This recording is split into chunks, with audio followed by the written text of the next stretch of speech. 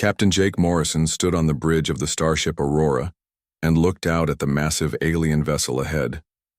The ship was 3 times bigger than his own and covered in strange blue lights that pulsed like a heartbeat.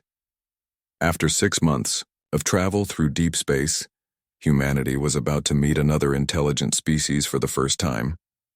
"Captain, they're sending us docking instructions," said Dr. Lisa Chang from her station. She was the team's language expert and had been working day and night to learn the alien language. "The translation system is working well. They call themselves the Zephyrian Empire." Jake nodded and turned to his security chief. "Pete, are your men ready?" Commander Pete Davis checked his weapon one more time. "All set, Captain. Remember, no sudden movements. We don't know how they'll react to us." The docking was smooth. Jake walked through the airlock with his small team behind him. The alien ship's hallways were tall and wide, with walls that seemed to glow from within. Strange music played softly in the background. Everything felt clean and perfect. 2 Zephyrian guards met them at the entrance. They were tall beings, with long arms and legs. Their skin looked like it was made of silver and changed colors as they moved. Their faces were long and thin, with large eyes that sparkled like jewels. "Welcome, humans," one guard said in perfect English. "The Emperor waits for you in the Grand Council chamber. Please follow us." They walked through many corridors filled with beautiful art and flowing water. Jake had never seen anything so magnificent. Every surface was polished, and every decoration was perfect. The Zephyrians they passed all looked stunning in their own way, but Jake noticed something strange. The most beautiful ones walked in front, while the less attractive ones stayed in the back or on the sides. The Grand Council chamber was enormous. The ceiling was so high that Jake could barely see it. Hundreds of Zephyrians sat in rows that went up like stairs. At the very front, on a raised platform, sat the most beautiful beings Jake had ever seen. In the center was Emperor Thane. He was tall and strong, with skin that shined like gold. His eyes were deep blue and seemed to see everything at once. Next to him sat a young female who took Jake's breath away. She was Princess Lyra, the Emperor's oldest daughter. Her skin was white like snow, but with tiny sparkles that caught the light. Her hair was long and silver and seemed to float around her head. Her eyes were the color of starlight, and her smile was perfect. Every movement she made was graceful and beautiful. The entire chamber was silent as Jake and his team walked down the center aisle. All eyes were on them. Jake could feel the weight of this moment. This first meeting would decide how humans and Zephyrians would get along for years to come. "Captain Morrison," Emperor Thane said in a deep voice that filled the chamber. "Welcome to our empire. We are honored to meet the first humans to travel this far from your home world." Jake stopped in front of the platform and bowed slightly. "Thank you, Your Majesty. Earth sends its greetings and hopes for friendship between our peoples." Emperor Thane smiled and gestured toward Princess Lyra. "May I present my daughter, Princess Lyra? She is the most beautiful being in our empire and will lead our talks with your people." Princess Lyra stood up and smiled. The entire chamber seemed to glow brighter. Every Zephyrian in the room looked at her with admiration and love. She was clearly the center of their world. "Captain Morrison," she said in a voice like music, "I am pleased to meet you. Please come forward and let us begin our discussions." This was the moment Jake had trained for. According to everything they had learned about Zephyrian culture, he should walk up to Princess Lyra, bow deeply, and begin the formal greeting ceremony. The most beautiful and important person should always be approached first. It was their most sacred tradition. But as Jake looked around the chamber, something caught his eye. In the very back, almost hidden in the shadows, sat a small figure alone. While everyone else was watching Princess Lyra, this person was watching Jake with curious eyes. It was another young female Zephyrian, but she looked very different from the others. She was shorter and smaller than the rest. Her skin was darker and had scars on one side of her face. Her hair was plain brown instead of the silver and gold of the others. By Zephyrian standards, she was not beautiful at all. But there was something in her eyes that made Jake pause. While Princess Lyra's Eyes were beautiful but empty. This girl's eyes were full of intelligence and life. She leaned forward slightly, watching everything with the look of someone who understood far more than she was given credit for. Jake made his decision. Instead of walking toward Princess Lyra, as everyone expected, he turned and began walking toward the back of the chamber. The entire room gasped. Whispers filled the air. Emperor Thane's face turned dark with anger. "Captain Morrison," Princess Lyra called out, her voice no longer musical but sharp with surprise. "Where are you going?" Jake didn't answer. He walked past row after row of shocked Zephyrians until he reached the back of the chamber. The small figure looked up at him with wide eyes, clearly as surprised as everyone else.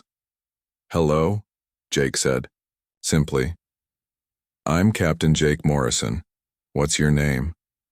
The girl stared at him for a long moment before answering. "I'm Kira," she said quietly.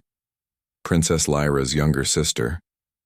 "It's nice to meet you, Princess Kira," Jake said with a smile. "Would you mind if I sat with you for a while? I'd like to learn more about your people." The chamber erupted in angry voices. This was the greatest insult possible in Zephyrian culture. Jake had ignored the most beautiful and important person to talk to someone who was considered worthless, but Jake didn't care about their anger. He had seen something in Kira's eyes that told him she was far more important than anyone realized, and he was about to find out just how right he was. The angry voices in the chamber grew louder and louder. Princess Kira looked around nervously as hundreds of Zephyrians stared at her and Jake with shock and disgust. She had never been the center of attention before, and it frightened her. "Captain Morrison," she whispered urgently, "you need to go to my sister. You're making a terrible mistake. No one talks to me during important meetings." Jake sat down in the empty chair next to her. "Why not?" he asked simply. Kira stared at him, like he had asked why water was wet. Because I'm not important. Look at me. I'm ugly and small. My sister is beautiful and perfect. That's how things work." "Says who?" Jake asked. Before Kira could answer, Emperor Thane's voice boomed across the chamber.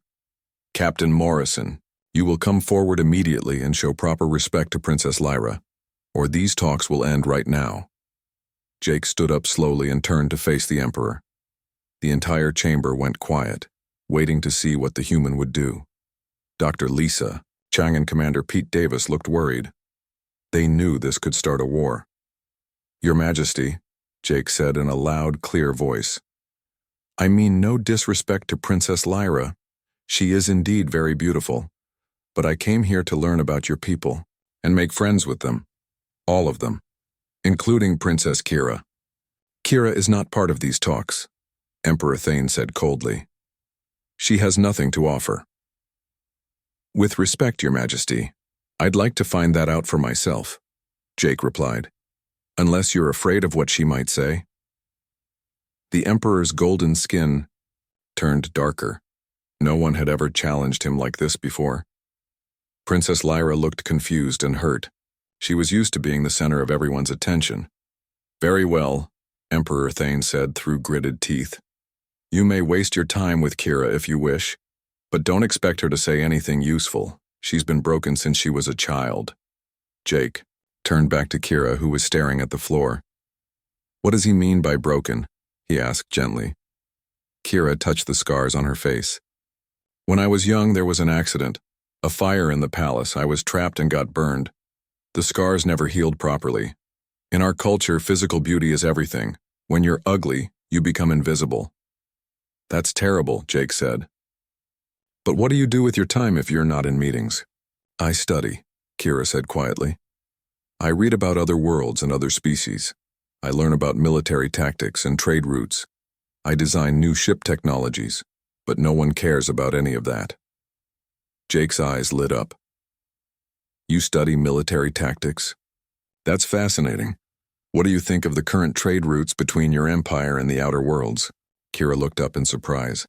No one had ever asked her opinion about anything important before. "Well," she said slowly, "they're not very efficient. The main route goes through 3 different star systems that charge high taxes. If we went around, The nebula cloud instead, we could cut travel time by 40% and save millions of credits. Interesting, Jake said. Has anyone tried that route before? No, Kira replied, becoming more confident. The admirals say it's too dangerous, but I've studied the star charts. The danger is from solar storms that only happen every 7 years. We just finished a storm cycle, so it would be safe for the next 6 years. Dr. Lisa Chang had been listening to the conversation. She walked over and sat down near them. Princess, Kira, may I ask what you think about the recent attacks by the Void Syndicate on the outer planets? Kira's whole face changed. Her eyes became bright and focused. The Void Syndicate isn't just attacking randomly, she said excitedly. They're following a pattern. They hit mining worlds first, then agricultural planets, then manufacturing centers. They're trying to destroy our supply chain.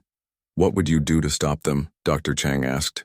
Everyone thinks we need to defend each planet separately, Kira explained. But that's wrong. We should let them take the outer worlds and then trap them at the choke point near the red giant star.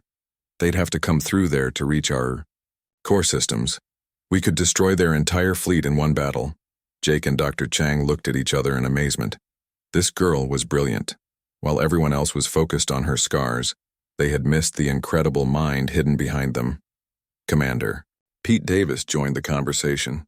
Princess, how do you know so much about military strategy? Do you have training? Kira laughed bitterly. No formal training, but I've read every military book in the palace library. I study the battles of famous generals from across the galaxy. Since no one talks to me, I have a lot of time to think. That's remarkable, Pete said. You've developed these strategies all by yourself? It's just logic, Kira said with a shrug. But no one listens to ugly people even when they're right. Meanwhile, Princess Lyra was getting more and more upset. She had walked down from the platform and was standing nearby listening to the conversation. For the first time in her life, people were ignoring her.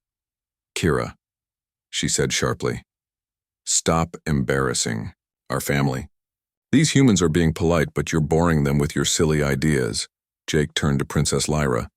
Actually, your sister's ideas are incredible. Has anyone in your military ever heard her strategies? Of course not, Lyra snapped. Military planning is for generals and admirals, not for people like her. People like her? Jake asked. You mean smart people? Princess Lyra's perfect face showed confusion. I mean ugly people. Beautiful people lead. Ugly people follow. That's the natural order. Not where I come from, Jake said firmly. Where I come from, the smartest person leads regardless of what they look like. The conversation continued for hours. Jake, Dr. Chang, and Commander Davis asked Kira question after question about science, technology, military tactics, and galactic politics. Her answers were always thoughtful and creative. She had solutions to problems that had puzzled the Empire's best minds for years. The rest of the Zephyrians watched in growing amazement. They had never seen Kira talk so much or with such confidence. Many of them began to listen to what she was saying, instead of just looking at her scars. Emperor Thane watched from his throne with a dark expression. He didn't like seeing his authority challenged. But even he had to admit that Kira's ideas were impressive. As the day ended, Jake stood up and bowed to Kira. Princess, it's been an honor talking with you. I hope we can continue our discussions tomorrow. Kira looked up at him with tears in her eyes. Thank you, Captain Morrison. No one has ever listened to me before. Not really listened. Well, I'm listening now, Jake said with a smile. And I have a feeling you're going to help change both our worlds. As the humans left the chamber, the Zephyrians began talking among themselves in excited whispers. For the first time, they were talking about Kira not as the ugly princess, but as someone who might actually matter. Princess Lyra stood alone on the platform, watching her sister become the center of attention for the first time in their lives. She didn't understand what was happening, but she knew that everything was about to change. The next morning, Jake woke up early in his guest quarters aboard the Zephyrian ship. He had spent most of the night thinking about his conversation with Princess Kira. Her ideas about military strategy and trade routes were amazing. But what impressed him most was her curiosity about everything. Dr. Lisa Chang knocked on his door. "Captain, we have a problem. Commander Davis got a message from Earth Command. They're not happy about yesterday." Jake read the message on his tablet. Admiral Brooks was angry that Jake had insulted the Zephyrian royal family by ignoring Princess Lyra. He ordered Jake to apologize immediately and follow proper diplomatic rules. "What are you going to do?" Dr. Chang asked. "I'm going to keep talking to Kira," Jake said firmly. "She's the most interesting person on this ship." When they arrived, at the council chamber they found Princess Kira sitting alone in the back again. But this time she had a pile of books and data tablets with her. She looked up when Jake approached and smiled nervously. "Good morning, Captain Morrison. I brought some things to show you, if you're interested." "I'm very interested," Jake said, sitting down beside her. "What do you have?" Kira opened one of the books. "These are my designs for new spaceship engines. They use half the fuel of current engines and can travel twice as fast. But the Engineering Council says they're too dangerous to test." Jake looked at the drawings. Even though he wasn't an engineer, he could see that her ideas were clever and well thought out. "Have you shown these to anyone else?" "I tried to show them to the chief engineer last year," Kira said sadly. "He laughed at me and said that ugly people don't understand beautiful machines." "That's ridiculous," Dr. Chang said, looking over Jake's shoulder at the designs. "These are brilliant. Princess, did you design these yourself?" "Yes," Kira replied. "I've been working on them for 3 years. I also have plans for better weapons, stronger shields, and faster communication systems." Commander Pete Davis joined them. "Princess Kira, yesterday you mentioned the Void Syndicate attacks. Do you have more thoughts about how to stop them?" Kira's eyes lit up. She pulled out a star map covered in colored marks. "I've been tracking their movements for months. Look at this pattern. They always attack on the same day of the week. They always come from the same direction. And they always retreat to the same area." "Why don't your military leaders see this pattern?" Pete asked. "Because they don't look at the data," Kira explained. "They just react to each attack separately. But if you look at all the attacks together, the pattern is obvious." Jake studied the map. "Where do you think they'll attack next?" Kira pointed to a small planet near the edge of the Empire. "Here, the mining colony on 07. It has the resources they need and it fits their pattern perfectly. The attack will happen in 3 days." "Are you sure?" Jake asked. "As sure as I can be without being there myself," Kira said confidently. While they were talking, Princess Lyra appeared beside them. She looked tired and upset. "Kira, why are you filling these humans' heads with your silly games?" "They're not games, sister," Kira said quietly. "These are real problems that need real solutions." "You're embarrassing our family," Lyra said angrily. "Yesterday, half the court was talking about your crazy ideas instead of discussing real diplomatic matters." Jake looked at Princess Lyra with curiosity. "What do you consider real diplomatic matters?" "Trade agreements, cultural exchanges, marriage alliances," Lyra said, as if it was obvious. "Beautiful ceremonies and elegant partnerships. Not boring, talk about battles and machines. But without good military strategy and technology, there won't be any culture left to exchange," Dr. Chang pointed out. Princess Lyra looked confused. In her world, beautiful people made decisions about important things like ceremonies and parties. Ugly people weren't supposed to think about serious matters like war and science. "I don't understand you humans," she said finally. "Why do you care what Kira thinks? She's not even allowed in the important meetings." "Maybe she should be," Jake suggested. "That's impossible," Lyra replied. "Look at her. How can someone so ugly represent our empire?" Kira's face turned red with shame. She had heard these words her whole life, but they still hurt. She started to close her books and stand up to leave. "Princess Kira, please don't go," Jake said gently. "Your sister is wrong. Beauty has nothing to do with intelligence or worth." "Easy for you to say," Kira whispered. "You don't have to live with these scars." Dr. Chang pulled out her medical scanner. "Princess, would you mind if I examined your scars? I'm a doctor as well as a linguist." Kira hesitated, then nodded. Dr. Chang ran the scanner over Kira's face and looked at the results with surprise. "This is incredible," Dr. Chang said. Princess, your scars aren't just healed burn marks, there's something else here. Some kind of genetic change. What do you mean? Kira asked nervously. The tissue in your scars has a different cellular structure. It's actually an improvement over normal Zephyrian tissue. Your brain is receiving more nutrients and oxygen than it should. That's probably why you're so smart.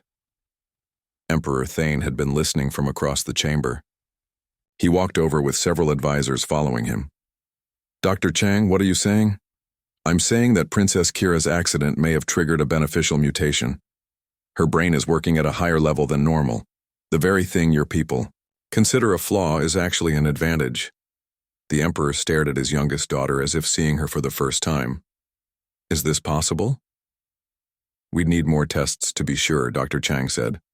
But the initial scans are very clear. Princess Kira's intelligence isn't just natural talent. It's been enhanced by her genetic changes. Suddenly, alarms began blaring throughout the ship. A Zephyrian officer ran into the chamber. Your Majesty, the Void Syndicate is attacking 07. Everyone turned to look at Princess Kira, who had predicted this exact attack. Her face was pale, but determined. How long ago did the attack begin?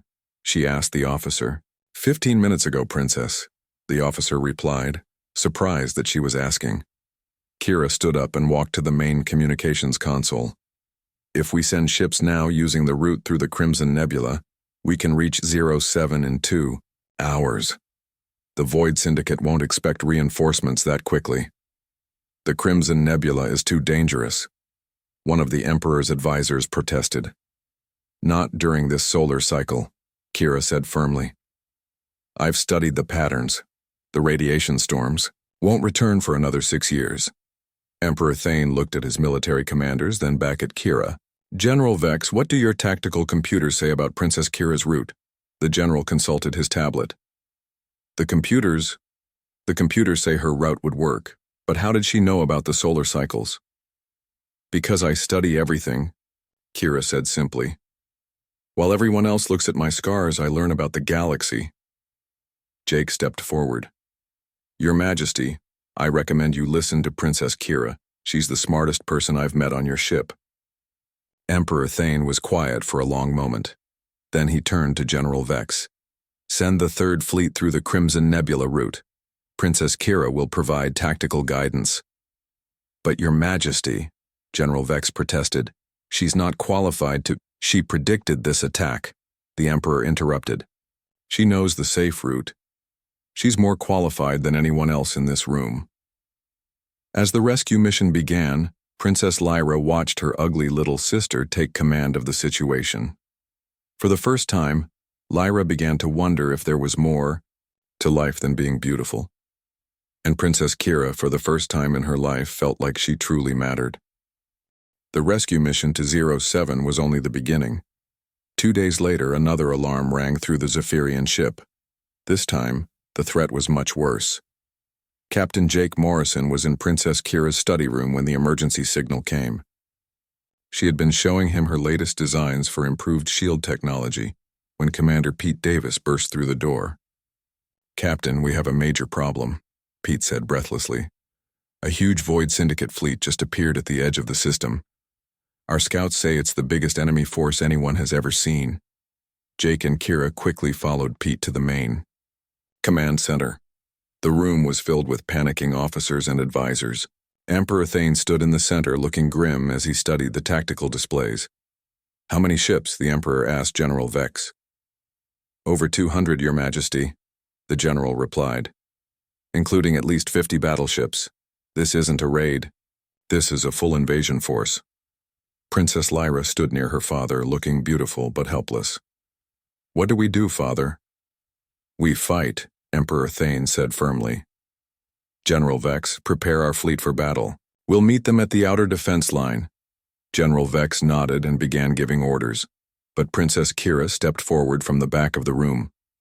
Father, that won't work, she said quietly. The entire command center went silent. Emperor Thane turned to look at his scarred daughter. What did you say? The outer defense line won't work against that many ships, Kira explained. Our fleet is strong, but not strong enough for a direct battle. They'll destroy us." General Vex's face turned red with anger. "Princess, you know nothing about real warfare. These are serious military matters, not games and theories." "She predicted the attack on 07, Jake pointed out, "and her rescue plan worked perfectly." "That was just luck," General Vex snapped. "This is different. This is real war." Emperor Thane held up his hand for silence. "Kira, what do you suggest?" Princess Kira walked to the main tactical display. Her fingers moved quickly over the controls, bringing up star charts and fleet positions. Everyone watched as she worked. "The Void Syndicate is expecting us to meet them head-on," she said. "That's what we always do. But look at their formation. They're spread out in a wide line, trying to prevent us from escaping." "So?" General Vex asked impatiently. "So we don't try to escape," Kira continued. "We let them think they have us trapped. Then we use the gravity well of the gas giant to slingshot our ships around behind them. They'll be looking the wrong way when we attack, Doctor." Lisa Chang studied the display. "That's brilliant, but it would require perfect timing and coordination. And we'd need help," Kira added, looking at Jake. "Our fleet alone isn't big enough, even with a surprise attack. But if the human ships joined us, the Aurora and her escort ships?" Jake asked. "We only have 5 vessels. But they're fast and have different weapons than ours," Kira explained excitedly. "The Void Syndicate has never fought human ships before. They won't know how to defend against your technology." Emperor Thane looked at the tactical display, then at Jake. "Captain Morrison, would your ships fight alongside ours?" Jake thought quickly. This wasn't what he had come here to do. His mission was diplomacy, not war. But these people needed help, and Princess Kira's plan might actually work. "Yes," he said finally. "Earth stands with its friends." "This is madness," General Vex protested. "Your Majesty, we should stick to proven tactics, not listen to the wild ideas of an ugly girl and aliens we barely know. The proven tactics won't work against this many enemies," Princess Kira said firmly. "Sometimes you have to try something new." Princess Lyra had been listening to everything with growing amazement. Her little sister was taking charge of the most important battle in their empire's history. "Kira," she said softly, "are you sure about this plan?" Kira looked at her beautiful sister. "I'm sure, Lyra. But I can't do it alone. I need someone to coordinate the fleet movements while I handle the tactical planning." "What about General Vex?" Lyra asked. "General Vex doesn't believe in the plan," Kira replied. "He won't put his heart into making it work. I need someone who trusts me." Princess Lyra was quiet for a moment. Then she stepped forward. "I'll do it." Everyone stared at her in shock. Princess Lyra had never shown any interest in military matters before. "Sister," Kira said carefully, "this isn't about ceremonies or looking beautiful. This is about life and death." "I know," Lyra said. "And I know that you're the smartest person in this room. If you say this plan will work, then I believe you." For the first time in their lives, the two sisters smiled at each other with real affection. Emperor Thane made his decision. "Princess Kira will plan our battle strategy. Princess Lyra will coordinate fleet communications. General Vex, you will follow their orders." "Your Majesty, I protest," General Vex began. "Your protests are noted and ignored," the Emperor said, firmly. "Kira, how long do we have?" 6 hours until they reach our position," Kira replied. "That's enough time if we move quickly." The next 6 hours were the most intense of Princess Kira's life. She worked with Jake and his officers to plan every detail of the battle.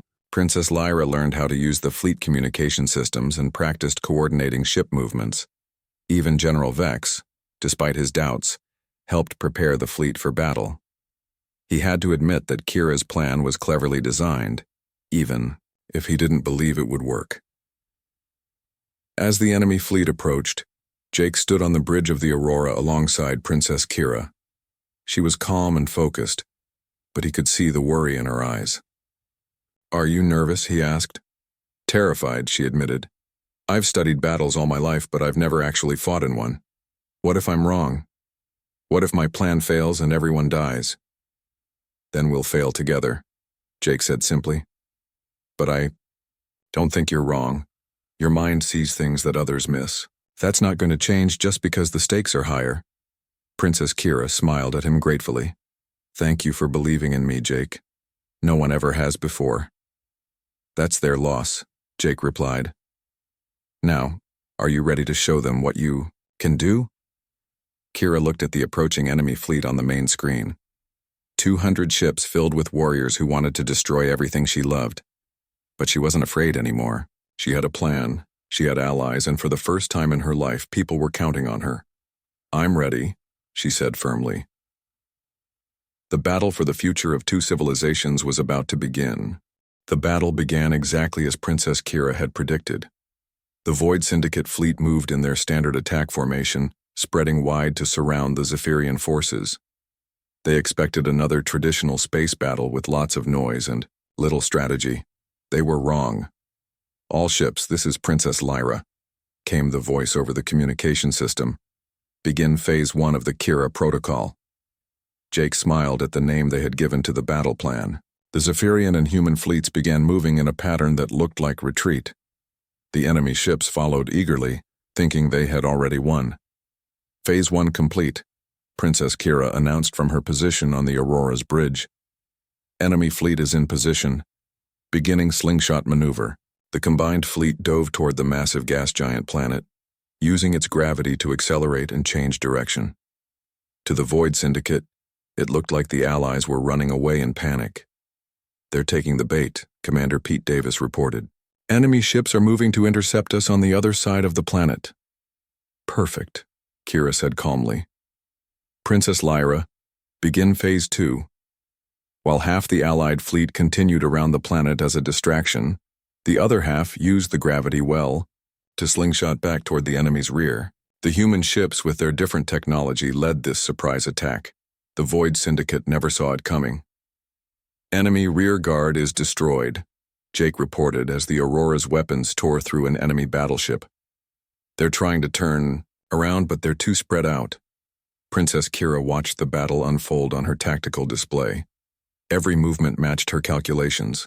Every enemy response was exactly what she had expected. Years of studying warfare were finally paying off. Phase 3, she announced. All ships, attack pattern Delta. The main Zephyrian fleet came around the planet and hit the confused enemy formation from the side. Princess Lyra coordinated the attack perfectly, keeping all the Allied ships working together like a single massive weapon. General Vex, commanding from his flagship, had to admit he was impressed. Princess Kira, your strategy is working. Enemy formation is breaking apart. Don't let them regroup, Kira replied. Keep pushing them toward the asteroid field. Once they're trapped there, we can finish them. The battle lasted 3 hours. When it was over, the mighty Void Syndicate invasion fleet was scattered and defeated. Most of their ships were destroyed or captured. The survivors fled back to their own territory and would never threaten the Zephyrian Empire again. As the cheers of victory filled the communication channels, Princess Kira sat quietly in her chair, hardly believing what had happened. She had planned and won the greatest battle in her people's history. Emperor Thane's voice came over the general communication system. Princess Kira, please report to the main council chamber immediately. When Kira arrived, she found the chamber packed with people. Not just Zephyrians, but humans too. Everyone was cheering and applauding. Princess Lyra ran to her and hugged her tightly. You did it, sister, Lyra whispered. You saved us all. Emperor Thane stood up from his throne. Princess Kira, step forward. Kira walked to the center of the chamber, feeling nervous. She had never been the focus of so much attention before. My daughter, the Emperor said in a voice that carried throughout the chamber. Today you have shown that true beauty comes from the mind and heart, not from the face. You have proven that intelligence and courage are worth more than perfect skin. He paused and looked around the chamber. From this day forward, the laws of our empire will change. No longer will we judge people by their appearance. No longer will we ignore the gifts of those who look different. Princess Kira will become our new chief strategic advisor, and she will help us build a better future." The chamber erupted in cheers, but Emperor Thane wasn't finished. "Furthermore," he continued, "Princess Kira will be our first ambassador to the human worlds. She will work with Captain Morrison to create a lasting alliance between our peoples." Jake stepped forward and bowed to Princess Kira. "Ambassador Kira, it will be an honor to work with you." Princess Kira looked around the chamber at all the faces watching her. Many of these people had ignored her or mocked her for years. Now they were cheering for her. It felt like a dream. "Thank you, Father," she said. "But I couldn't have done any of this alone." Princess Lyra coordinated the fleet perfectly. "Captain, Morrison and his crew risked their lives for people they barely knew, and all of our brave pilots fought with incredible courage." She turned to face her sister. "Lyra, I want you to be my co-ambassador. You understand people in ways that I don't. We make a good team." Princess Lyra's eyes filled with tears. "Are you sure? I'm not smart like you." "You're smart in different ways," Kira replied. "Intelligence isn't just about tactics and technology. It's also about understanding hearts and building friendships. We need both kinds of intelligence." Over the following weeks, the relationship between humans and Zephyrians grew stronger. Princess Kira shared her advanced technology designs with human engineers.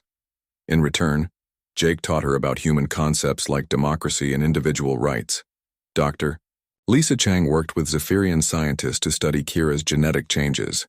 They discovered that the mutations could be replicated safely, giving other Zephyrians enhanced intelligence without the scars. Commander Pete Davis helped train Zephyrian officers in new battle tactics. General Vex, who had opposed Kira's plans, became one of her biggest supporters after seeing how effective they were. But the biggest change was in Princess Lyra herself. Working with her sister had shown her that there was more to life than being beautiful. She began studying diplomacy and cultural exchange, developing skills she never knew she had. 3 months later, Jake stood on the bridge of the Aurora as it prepared to return to Earth. But he wouldn't be going alone. Princess Kira and Princess Lyra were coming with him as the first Zephyrian ambassadors to humanity. "Are you nervous about visiting Earth?" Jake asked Kira as they watched the stars ahead. "A little," she admitted, "but mostly excited. I want to learn everything about your people and your worlds." "What about you, Lyra?" Jake asked. Princess Lyra smiled. "I'm looking forward to meeting humans who judge people by their character instead of their appearance. It sounds like a wonderful way to live." As the Aurora jumped to hyperspace, carrying the two sisters toward a new adventure, Jake thought about how much had changed since that first day in the council chamber. He had come seeking diplomatic contact with a beautiful alien princess. Instead, he had found something much more valuable. A true friend whose brilliant mind and brave heart would help build a bridge between two worlds. Behind them, the Zephyrian Empire was already changing. Schools began teaching that intelligence mattered more than beauty. Young Zephyrians who had been ignored because of their appearance were given chances to show their talents. And in the royal palace, Emperor Thane ordered a new portrait to be painted of his family. In this picture, Princess Kira stood proudly next to her father and sister, her scars clearly visible but no longer hidden in shame. The most beautiful thing about the portrait wasn't the perfect faces or elegant poses. It was the look of intelligence, courage, and hope shining in Princess Kira's eyes. The future belonged to those who dared to see beyond the surface and recognize the true worth hidden within. And thanks to one human captain's unexpected choice, 2 civilizations would face that future together, stronger and wiser than either could have been alone. Sometimes the most important decision isn't following tradition. Sometimes it's having the courage to walk toward the person everyone else ignores, because that person might just change everything.